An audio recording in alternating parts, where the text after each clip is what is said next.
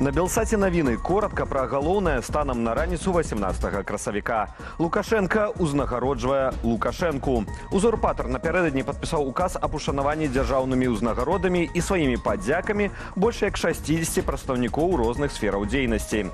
Сярод адзначаных вылучаецца Ганна Лукашенко, больш вядомая пад творчым псеўданімам Ганна Сялук. Сваю нявестку, жонку сярэдняга сына Дмітрыя, Лукашенко ўзнагародзіў медалём Францыска Скарыны.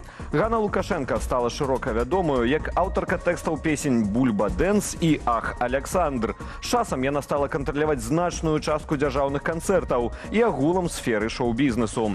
Таксама дыктатар надаў званне заслужанай артысткі Беларусі салістцы праўладнага гурта «Аура» Юліі Быкавай, ды абвясціў падзяку прапагандысту Вадзіму Гігіну.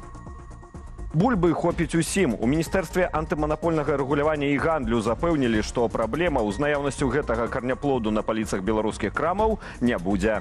Прадстаўнікі міністэрства наведалі некалькі гандлёвых аб'ектаў, а ў прэс-службе ведамства адрапартавалі. Бульба, як і іншая агродніна з гэтак званага баршавога набору, ёсць у асартыменце. У маргу адзначылі, праблемы з наяўнасцю карняплоду паўсталі праз дыспарытэт цэнаў. Айчынным вытворцам выгадней было пастаўляць прадукцыю на замежныя рынкі.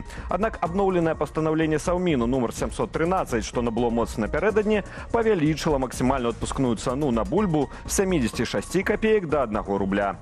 У Беларусі сёлета зменяць падыход да наведвання бацькамі сваіх дзяцей у летніках. Цалкам сустрэчы, як у часы пандэміі каронавіруса, не забароняць, аднак колькасць бацькоўскіх дзён мінімізуюць. Усё ж гэта не будуць кожныя выходныя, а будзе пэўны адзін дзень у змену вылучаны. Па-першае, 15 дзён гэта не так шмат. Дзеці занятыя, яны атрымліваюць паўнавартаснае харчаванне, агорнутае клопатам. Вырыхтаванне кадраў, у прыватнасці важатых, пачалося практычна з верасня месяца. Улады арганізавалі сёлета крыху больш за 400 тысяч месцаў у летніках. Дзеля дзіцячага адпачынку будзе працаваць 1500 лагераў з кругладзённым перабываннем і 4500 з дзённым наведваннем. ЗША до канца тыдня чакаюць адказу Пуціна на прапанову спынення агню ва ўкраіне. Пра гэта Дональд Трамп заявіў на сустрэчы з італьянскай прэм'ер-міністркай Джорджай Мелоні. Як будуць дзеяць ЗША, калі адказ не прыйдзе, ці Крэмль адмовіцца прыпыніць агонь, Трамп не патлумачыў.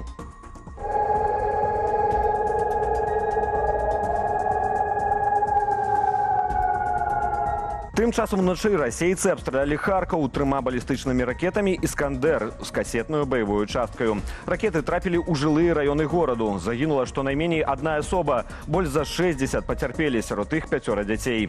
У Сумах расійскі ударны беспілотнік трапіў у будынак пякарні. Загінуў прадпрымальнік, які прыехаў забраць велікодныя булкі. У Дняпры расійскі шахет пашкодзіў гатэль і фітнес-цэнтр. Пра пацярпелых не паведамляюць. Больш не тэрарысты. У Расіі спынілі забарону на дзейнасць руху «Талібан», прызнанага краінамі Захаду тэрарыстычнай арганізацыяй. Пастанову на закрытым паседжанні прыняў Вярхоўны суд паводле запыту Генеральнай пракуратуры. Уладзімір Пуцін яшчэ год таму падпісаў указ, што прадугледжваў такую магчымасць, ды нават называў талібаў хаўруснікамі ў барацьбе з тэрарызмам. Дзейнасць «Талібану» забаранілі ў Расіі ў 2003-м, хаця за 2 гады да гэтага рэжым талібаў у Афганістане абрынулі пры судзейні заходніх краінаў. Аднак нават забароненым талібанам Крэмль працягваў весці справы. Пасля вяртання радыкалаў да ўлады ў Афганістане ў 2021 годзе і міжнароднай ізаляцыі Расіі за агрэсію супраць Украіны, кантакты паміж талібамі ды афіцыйную Масквою толькі ўзмацніліся. Па-сапраўднаму летняе красавіцкае надвор'е прыйшлося даспадобы не толькі беларусам. Упершыню пасля доўгай зімы ў гарадзенскім заапарку прыматы выйшлі ў вулічныя вальеры. Ці спадабалася мартышкам, макакам ды лемурам першая вясновая прагулка? Пакажам без каментара.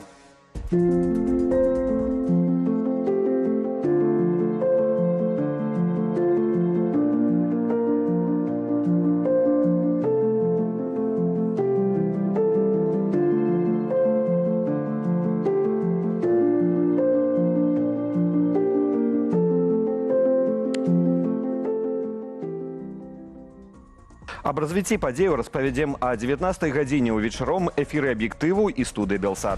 Заахвочваю далучацца да сацыяльных сетак Белсату і да актыўнасці пад гэтым выданнем на Ютубе. Але не забывайцеся на захады ўласнай лічбавай бяспекі. Беражыце сябе і заставайцеся з Белсатам.